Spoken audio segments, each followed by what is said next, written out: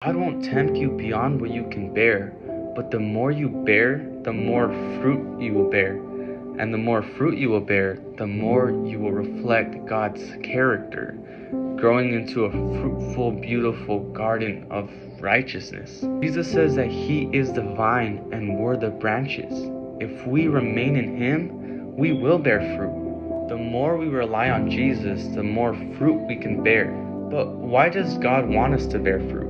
John 15:8, Jesus says, "By this my Father is glorified, that you bear much fruit, and so prove to be my disciples." Other people can see God through you and through how you act and what you represent. Matthew 5:16 says, "In the same way, let your light shine before others, that they may see your good deeds and glorify your Father in heaven." So what I'm trying to get you guys to understand is that even though God will save you because He won't let you be tempted beyond what you can bear, I want you guys to have perseverance and endurance, because as God uses those good works to glorify Him, it also refines us and matures us in the faith. You see, this growth isn't just for us. It equips us to be more effective in God's kingdom and helping others. James chapter 1, 2, and 4 say, "Consider it pure joy, my brothers and sisters, whenever you face trials of many kinds, because you know that the testing of your faith produces perseverance. Let perseverance finish its work, so that you may be mature and complete, lacking nothing." Romans 5:3 and 4 say, "We also glory in our sufferings, because we know that suffering produces perseverance, perseverance, character, and character, hope." You see, the fact that you endure more actually is going to be a blessing to other people, because the more you endure and are shaped to be like Jesus, the more other people will see, the more fruit you will bear and bring God's love to everyone else. As you're enduring more, you're able to be more consistent. You're going to see yourself doing more acts of faith, because that's really the key, is to be consistent in our faith.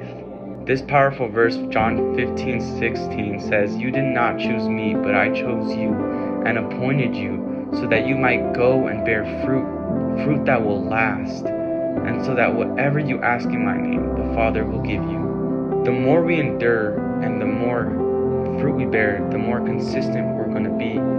We're going to be doing a lot more acts of faith, love. This pleases God, that we go and bear fruit for His kingdom on earth, that we be His vessels. God is letting you play a part in helping to grow His kingdom on earth.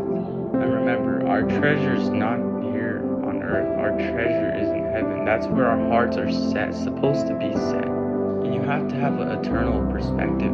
I mean, the more you bear fruit, the more you endure, you really are going to impact other people. Matthew chapter 6, verse 19 and 20 says, "Do not store for yourselves treasures on earth, where moths and vermin destroy, where thieves break in and steal, but store up for yourselves treasures in heaven, where moths and vermin do not destroy, and where thieves do not break in and steal." I think one aspect of the treasure is that just simply seeing the smile and joy of someone that you preach the gospel to, and they were able to go because of what Jesus did, and they took that step of faith, that the fruit was from your branch. Even here on earth, you could just feel that someone's life is more valuable than an expensive car or a house or a watch or anything else.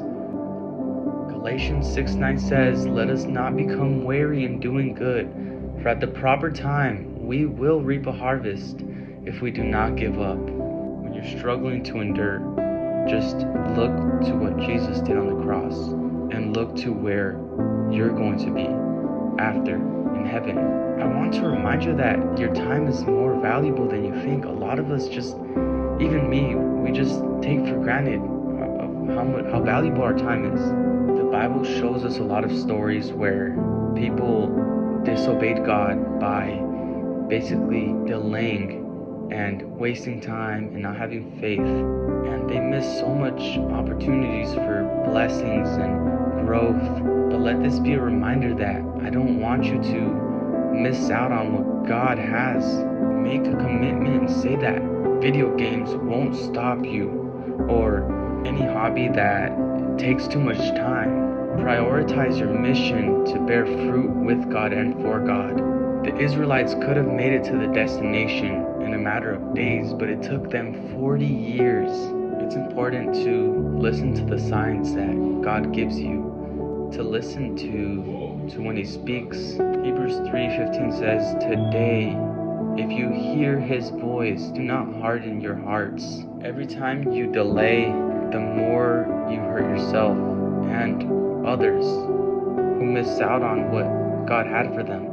To basically summarize, God has called us to bear fruit in every season of our lives. But this can only happen if you endure trials, if you sacrifice the things that are holding onto your heart more than God, and remain obedient and align yourself with God's timing, to be sensitive to when He's guiding you to do something. Remember, when you're suffering or when you're enduring something so difficult, know that you're doing it for Him. And the more you bear, the more you can produce. And that fruit brings glory to Him, fulfilling His purpose in us. Don't be like those people who wasted their time, but use your time wisely to serve God out of your love for Him. Remember, your obedience now leads to fruit later. And know that you are the way that God works in this world, through you. It's through you that He can work. God bless you guys. Remain in God and trust in Him.